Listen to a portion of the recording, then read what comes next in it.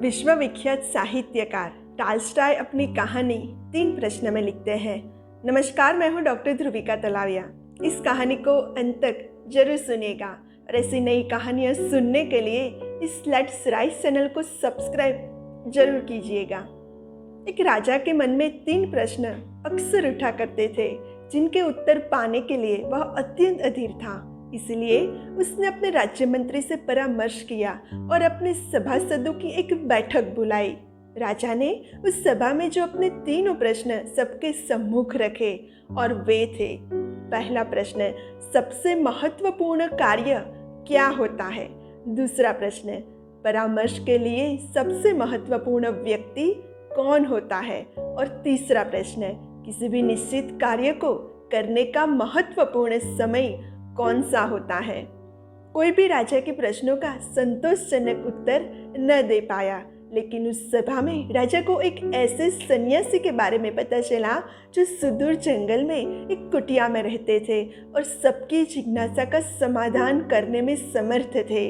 राजा भी साधारण वेश में अपने कुछ सैनिकों एवं गुप्तचरों को साथ लेकर चल दिया उस सन्यासी के दर्शन के लिए।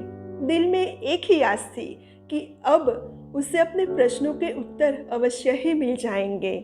जब वे सब सन्यासी की कुटिया के समीप पहुंचे तो राजा ने अपने सभी सेवकों एवं गुप्तचरों को कुटिया से दूर रहने का आदेश दिया और स्वयं अकेले ही आगे बढ़ने लगे। राजा ने देखा कि अपनी कुटिया के समीप ही सन्यासी खेत में कुदाल चला रहे हैं। कुछ ही क्षणों में उनकी दृष्टि राजा पर पड़ी।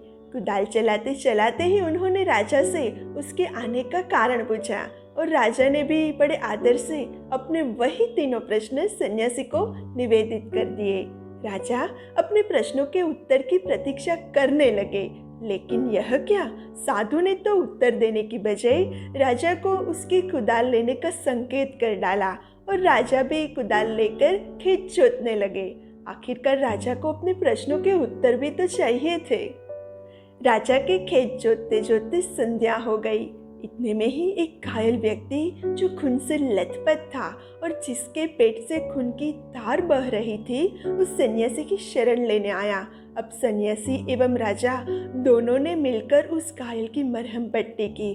दर्द से कुछ राहत मिली तो घायल सो गया। प्रातः जब वह घायल आगंतुक राजा से क्षमा याचना करने लगा तो राजा के आश्चर्य का ठिकाना न रहा। आगंतुक राजा की स्थिति देख तत्काल अपना परिचय देते हुए बोला, महाराज, कल तक आपको मैं अपना घोर शत्रु मानता था, क्योंकि आपने मेरे भाई को फांसी की सजा दी थी। बदले का अवसर ढूंढता रहता था। कल मुझे पता लग गया था कि आप साधारण वेशभूषा में इस साधु के पास आए हैं।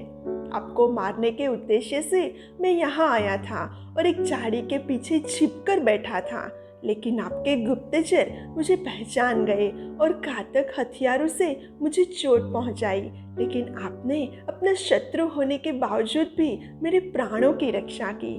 परिणामतः मेरे मन का द्वेष समाप्त हो गया। अब मैं आपके चरणों का सेवक बन गया हूँ। आप चाहे दंड दे अथवा मुझे क्षमादान दे। घायल की बात सुनकर राजा स्तब्ध रह गया और मन ही मन इस ईश्वरीय सहयोग के लिए प्रभु से धन्यवाद करने लगा। सन्यासी मुस्कुराया और राजा से कहने लगा, राजन, क्या अभी भी आपको अपने प्रश्नों के उत्तर नहीं मिले? राजा कुछ दुविधा में दिखाई दे रहे थे, इसलिए सन्यासी ने ही बात आगे बढ़ाई। आपके पहले प्रश्न का उत्तर है, सबसे महत्वपूर्ण कार्य वही होता है जो हमारे सामने होता है। जैसे आपने मुझे खेत जोतने में सहयोग दिया, यदि आप मुझे सहानुभूति न दिखाते तो आपके जीवन की रक्षा न हो पाती।